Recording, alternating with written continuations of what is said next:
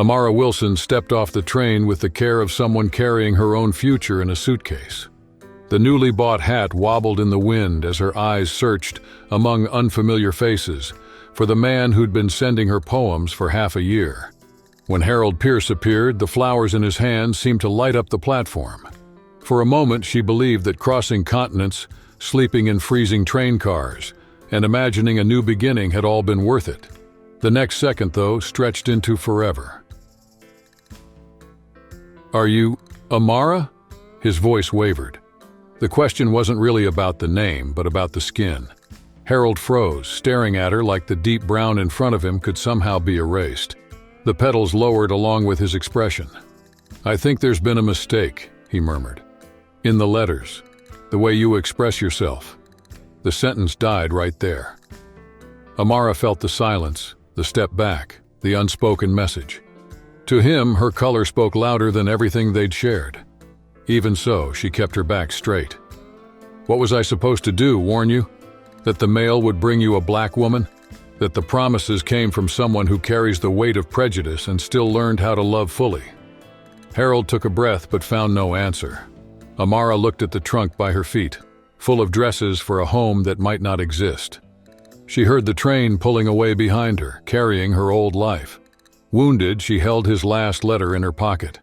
Maybe that's where the part of Harold that hadn't yet arrived at the station still lived. Harold threw quick glances around the Riverbrook station, trying to gauge the reactions of passengers and staff. In that quiet town, a black woman with an elegant presence already drew attention. Being rejected by a white man in public turned curiosity into a spectacle.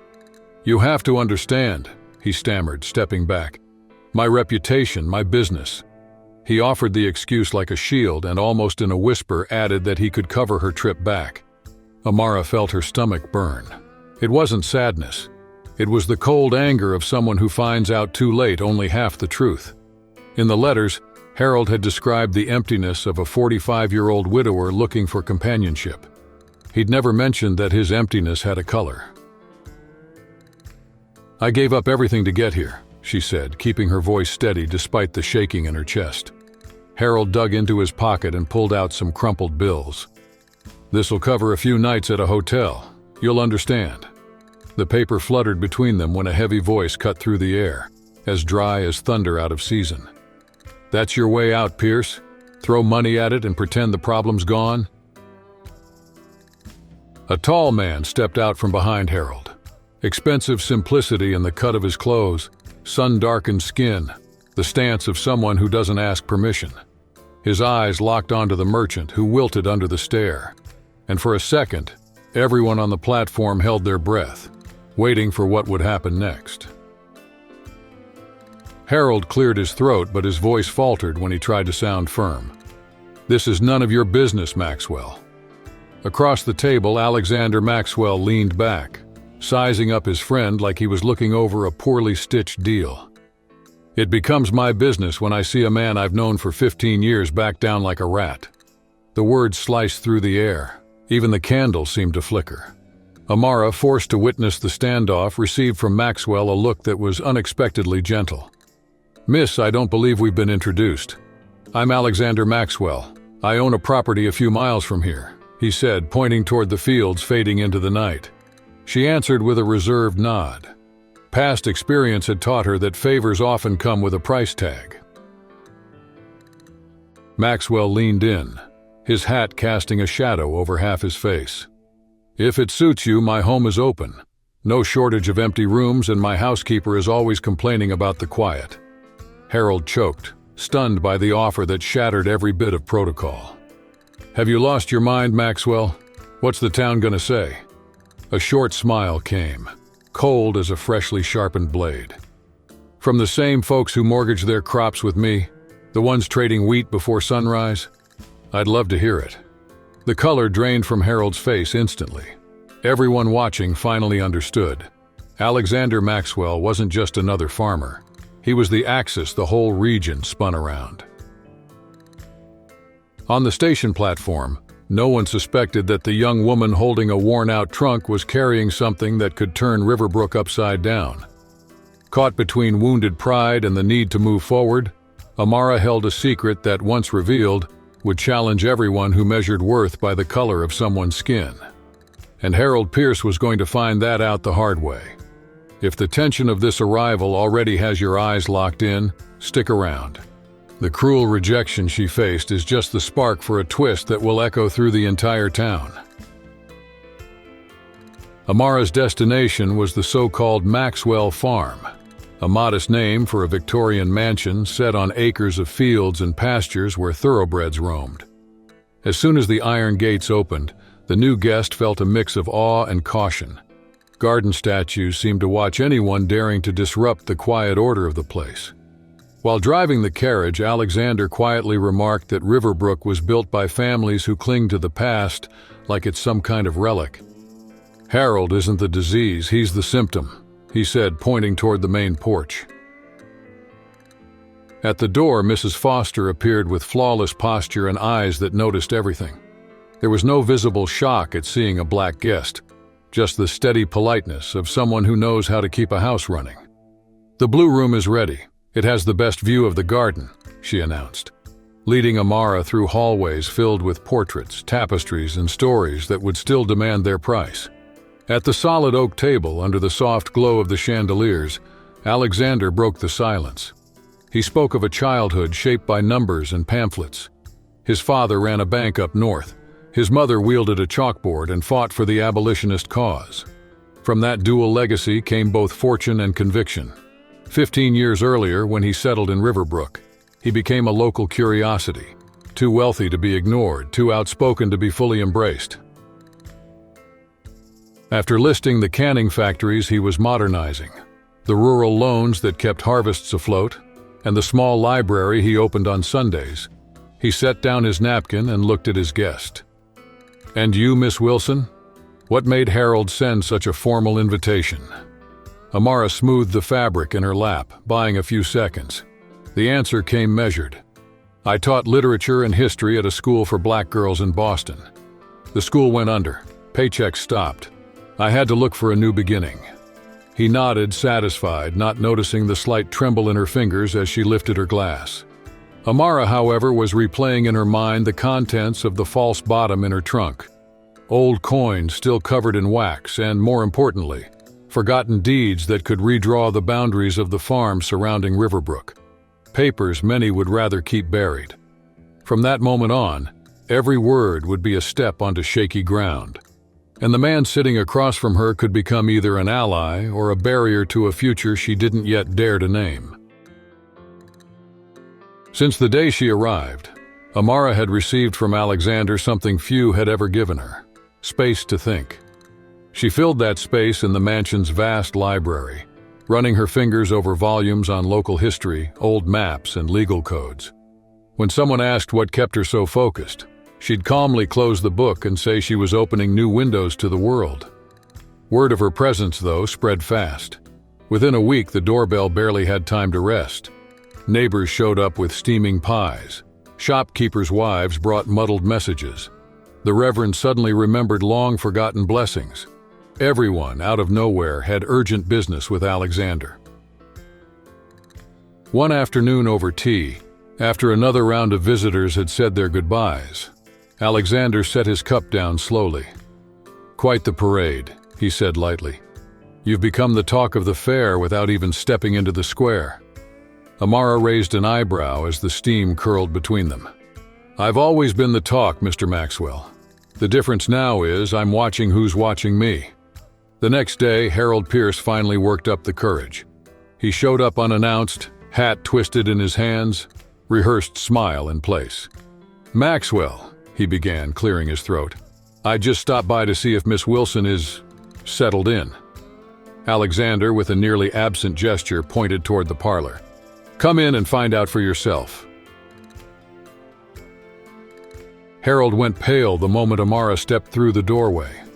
The dress, tailored by Mrs. Foster, revealed a new posture. There was nothing left of the exhausted traveler he'd helped off the train. She stopped, lifted her chin, and spoke in a steady tone. "Mr. Pierce, what an unexpected surprise." Harold shifted his weight from one foot to the other, his hat turning nervously in his fingers. "Miss Wilson, I came because the community is a bit concerned." "Concerned about my well-being?"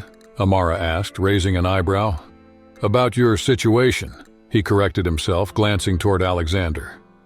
Alexander didn't smile. His voice came out low, almost a whisper, but edged with steel. "Go on, Pierce, I want to hear every word." Harold swallowed hard. "The church council feels it's not appropriate for a single woman to stay in a single man's house when she's black." The silence that followed seemed to squeeze the air tight. Alexander stepped forward. Amara raised a hand, asking him to wait. Then, with carefully measured calm, she turned to Harold. "I appreciate the concern," she said, letting a smile slip that didn't reach her eyes. "But my plans have changed. I'll be staying in Riverbrook indefinitely." The shock was plain on Harold's face as Amara's response echoed through the room. "That doesn't make any sense. You don't know anyone in town, you've got no job, no family." With the calm of someone who'd already won the first round, she fired back, "Actually, I do have a job. Mr. Maxwell just hired me as his librarian. For generations, the Maxwells have piled up books without ever putting any real order to them." Harold turned to Alexander, searching his brother's eyes for some hint of sarcasm. He found none. "You've got to be kidding." "I've never been more serious," Alexander cut in. "Miss Wilson is efficient. My library has never felt more alive." While Harold scrambled for another argument, he overlooked the real prize. In those shelves lay land records, contracts, and the entire memory of the region. Papers plenty of families would rather keep hidden. Out of ammunition, he slammed the door and crossed the garden. Alexander followed him with his eyes. "He's going to try to make trouble for you. That hit to his pride won't be forgotten." Amara took a slow breath, a new spark lighting in her eyes. "Let him try. While he spreads gossip, I'll be flipping through every volume. Buried stories are about to see the light." Few in Riverbrook connected Amara Wilson's calm footsteps through the Maxwell estate with the hours she spent in the forgotten wing of the town library. Among shelves that smelled of old paper, she flipped through worn deeds, early settlers' journals, and suspicious receipts. Each page fit into the last like pieces of a puzzle that, once complete, revealed something disturbing. The families who founded the town, the Pierces among them, had built their homes on land taken from squatters. 2 weeks later, an emergency meeting packed the town hall. Shopkeepers, farmers, and heirs of the old clans crowded the space.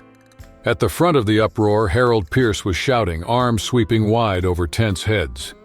He accused Alexander Maxwell of insulting tradition by housing that woman on his property, and hinted at improper conduct, which, according to him, was already being whispered all over town. His rant was cut short by the creak of the doors. Alexander walked in unhurried, jacket buttoned. Behind him came Amara, standing tall, gaze steady. The murmur turned to silence. Those leaning against the wall stood up straighter. Those whispering held their breath. In that heavy room, few realized the board was already set. In the minutes to come, Riverbrook would be forced to face its own past, and turning back was no longer an option. Alexander raised his glass, standing confidently before the attentive room. "Thank you for the invitation," he began, his voice calm and clear. "But I need to make something clear. Miss Wilson did not come here as my guest, but as the legal representative for a matter that concerns everyone present." A sharp laugh slipped from Harold. "Legal representative? A black woman with no title or degree? Maxwell, have you lost your mind?" Steadily, Amara placed the folder on the table, unlatched it, and continued. "In addition to having taught in this region, I hold power of attorney as a direct descendant of Joseph Freeman." The name rolled through the room like muffled thunder. The older attendees exchanged looks. A few went pale. Harold shook his head. Joseph Freeman never existed. Just some backwoods legend. Without changing her tone, Amara slid fragile papers in front of Judge Thornton. "This is the deed signed by the governor in 1866. It grants Joseph Freeman, my great-grandfather, freed after the war, the land that now makes up 60% of Riverbrook, including your store, Mr. Pierce." Thornton pulled his glasses down to the tip of his nose, examining every seal, every signature. "These documents appear to be genuine." Harold took a step back. His bluster fell apart. "It's fake. It has to be," he muttered, though even his voice betrayed him. The room, full of murmurs just moments before, sank into a heavy silence, as if everyone were waiting for the next piece of the puzzle to fall into place. Amara opened the folder on the table and kept her tone steady. "Here are the supporting records, including the testimony describing Joseph Freeman's escape after the attempted lynchings in 1870, along with the land division that established what became known as the Riverbrook Property Committee."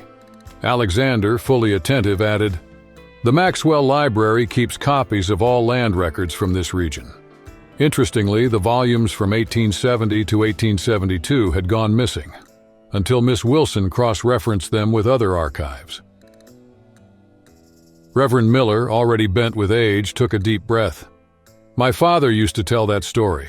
He called it a buried sin."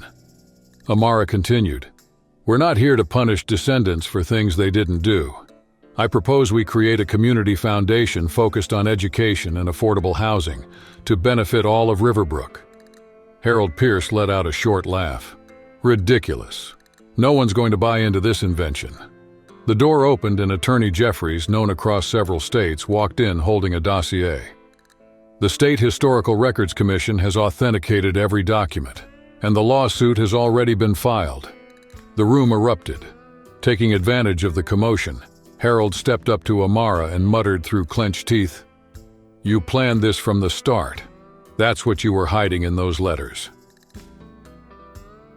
Amara kept her voice steady as every eye in the room turned to her. "No, Mr. Pierce. In those letters, I was just someone trying to have a conversation. It was your reaction the moment you saw me that showed who you really are. The same kind of man who judged my great-grandfather solely by the color of his skin." Pierce went pale and whispered, "You're going to ruin my life." "I'm not trying to ruin anything," Amara replied, her tone almost calm. "I just want to right an old wrong and do it in the most fair and balanced way possible. The difference between us is simple. I've spent my life facing closed doors, and still, I don't want to see anyone left without a roof. Not even you." The words hit the room like a weight. Pierce sank into his chair, defeated, while the town council members stood to discuss the proposal she had just laid out. The murmur of the crowd faded into a distant hum. Alexander took a few steps and stopped beside her. In his eyes were surprise, respect, and an unspoken question. "You could have claimed everything, Amara," he whispered, not wanting the others to hear. She turned her face slightly. "That would have been repeating the mistake of the ones who took everything from my great-grandfather. Justice isn't the same as revenge, Alexander. Justice is bringing back what was taken, not taking again." No one in that room could have predicted that, while they watched the woman they had once turned their backs on. Riverbrook was taking its first steps toward a new identity. What would be recorded in the town's official records wasn't the memory of a destructive storm, but the story of someone who, even after being struck, chose to build new ways of living. Half a year after that tense hearing, the landscape no longer matched the photos hanging in the town hall corridor. The Freeman Foundation, fueled by assets recovered from a painful past, had opened doors that never existed before. Scholarships for those who dreamed beyond the bars of poverty, and small parks where neighbors started to recognize one another again. At the center of that change was Amara. With no fiery speeches or loud celebrations, there was patient work, quiet meetings, and a calendar filled with deadlines that had once seemed impossible, until they weren't. The most symbolic address belonged to Harold Pierce's old store. The shelves that once held trinkets now carried books, maps, and yellowed newspaper clippings. Children who had never touched literature gathered in reading circles, and older folks rediscovered pages of their own history. As for Harold, he left without a note, sold everything for less than he'd once demanded, and moved to a nearby town to take up work behind just another counter. His name, once a symbol of power, now lives only in the records of a library that tells other stories. Alexander slows his pace and casts a curious look at Amara as the autumn wind stirs the leaves along the gravel path. "You could have wiped it all out," he says, half in disbelief. She watches the laughter of children running where only the elite once stepped. "Tearing things down would have brought relief for a day," she says, pointing to the garden. "Building something that welcomes everyone lasts longer than we do." Amara's choice echoes beyond Riverbrook. Law and history journals treat the case as a model for land reparation. Reporters arrive, professors compete to have her at seminars. In every auditorium, she reveals not just the errors in land records, but the step-by-step process that turned outrage into a successful ruling. Under low lighting, the old Maxwell mansion, now the Freeman Maxwell House after a quiet wedding, hosts a thank-you dinner. The clinking of silverware stops as Judge Thornton raises his glass. "A toast to the one who proved that justice doesn't live on paper but in daily actions," he declares, voice steady, almost moved. When Amara arrived, many defined her by how she looked. Today, we're part of the story she rewrote. The sound of the toast echoes through the vaulted ceiling, blending with the buzz of art workshops, open archives, and outdoor concerts. Promises growing alongside the ivy on the restored facade. In the old central square, where only traditional families were once celebrated, there's now a modest plaque that quietly draws the eye of anyone passing by. On it, a few short lines tell how Joseph Freeman's land, once taken by force, came back to serve the whole town. Beside it, Martha Webb, the director of the community school now built on part of that ground, explains to a group of students who've just planted young IP trees. It all started with a bitter rejection at the train station. A little farther off, Amara and Alexander watch. He holds her hand with an ease hard-won over time. "The best thing Harold Pierce ever did was blow his chance with you," he whispers. "I doubt he'd agree," she says. The comment draws Amara's first smile. What surprises her most, though, is the view from the freshly painted porch. Riverbrook's lights spread out like low constellations. She remembers her arrival, the outsider, the black woman seen as out of place, and realizes she never had to fit into any mold to stay. All she had to do was stand her ground. Alexander returns from the kitchen with 2 steaming mugs. Amara lifts hers, eyes on the horizon. "Funny," she says. "Harold pushed me away because he couldn't handle anything outside his narrow view. That view destroyed him." Alexander nods, his voice calm. "And what he rejected became our strength."